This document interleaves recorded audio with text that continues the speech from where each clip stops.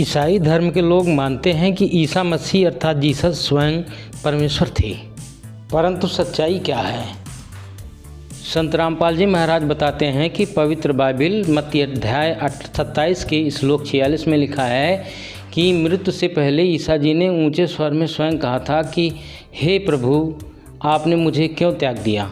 इससे स्पष्ट है कि ईसा जी परमेश्वर नहीं, परमेश्वर के पुत्र अर्थात दूत थे। प्रमाण के लिए चलते हैं बाइबिल मत्ती अध्याय 27, ये आपके सामने मत्ती अध्याय 27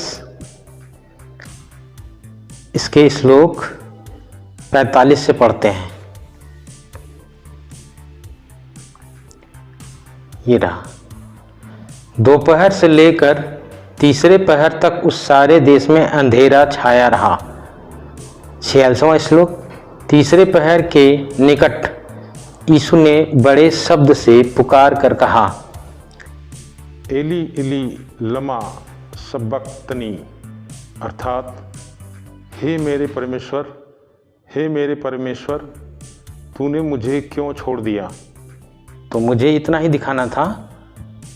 तो इस तरह से ये सिद्ध हो रहा है कि ईसा मसीह जी स्वयं परमेश्वर नहीं थे, वे तो परमेश्वर को पुकार रहे थे, वे परमेश्वर के पुत्र थे।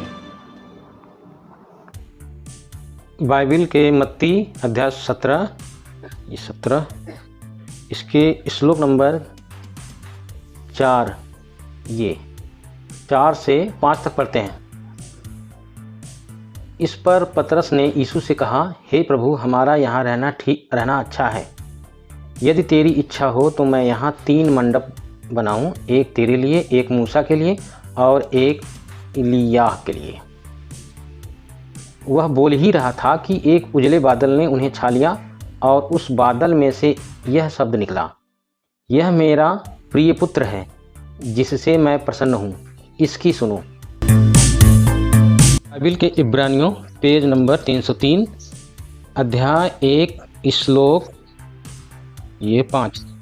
तू मेरा पुत्र है, आज तू मुझसे उत्पन्न हुआ।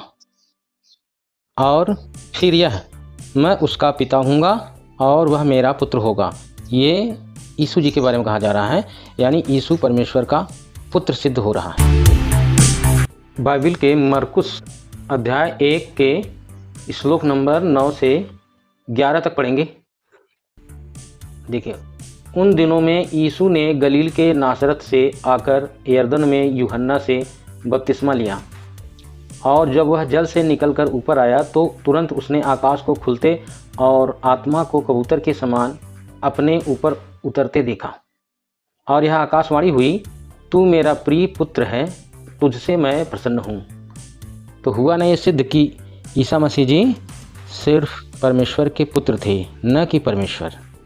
महान उस संत को मैं नमन करता हूँ जो आज वर्तमान समय में संत रामपाल जी महाराज के नाम से इस संसार में अवतरित हुए हैं। अगर वे ऐसा ज्ञान न देते तो हम लोग सच्चाई से कोसों दूर रहते।